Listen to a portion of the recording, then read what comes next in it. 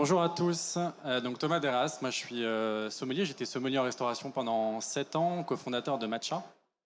Chez Matcha, en fait, depuis notre lancement en 2018, on s'est donné une mission, c'est d'accompagner le plus de consommateurs dans tout ce qui est achat de vin, bière et spiritueux.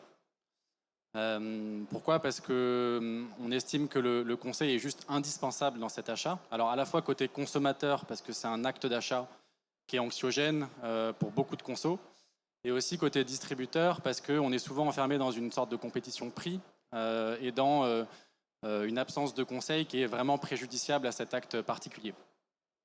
Donc on est une quinzaine aujourd'hui. On travaille un peu dans les mêmes sphères que nos amis de Winespace, qui étaient présents sur scène à l'instant.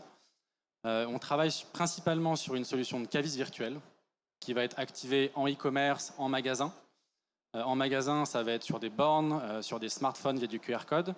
En e-commerce, c'est une interface qui peut s'intégrer assez simplement sur n'importe quel site, qui va être branchée en temps réel aux assortiments produits, stock, prix, et dont l'objectif est vraiment d'accompagner en 2-3 secondes le consommateur sur « je rentre avec une intention d'achat ».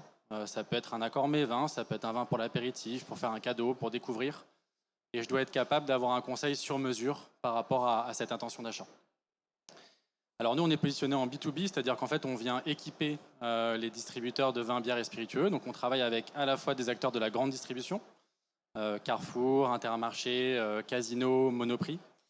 On travaille avec des pure players, donc des sites spécialisés de vente en vin, bière et spi. Et puis on travaille aussi avec des fournisseurs qui allez, on va dire, fournissent ou vendent ces produits-là à la restauration pour vraiment fluidifier cet acte d'achat. Aujourd'hui, on est principalement sur du e-commerce, donc ça fait un peu écho à ce qu'on se disait à l'instant.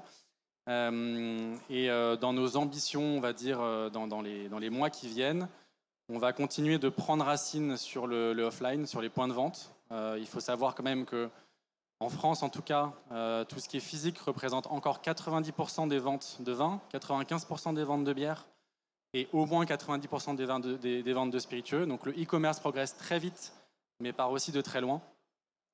Donc premier objectif, se développer vraiment sur la partie offline en plus du e-commerce et la partie internationale dont on a beaucoup parlé aussi. On a signé un premier client e-commerce aux Pays-Bas et donc à partir de cette expérience-là, on va vraiment travailler sur comment est-ce qu'on peut aider en priorité des e-commerçants à améliorer tout ce qui est conversion, panier moyen, connaissance client et donc à les aider à grandir sur leur performance commerciale de manière générale. Voilà, merci à vous.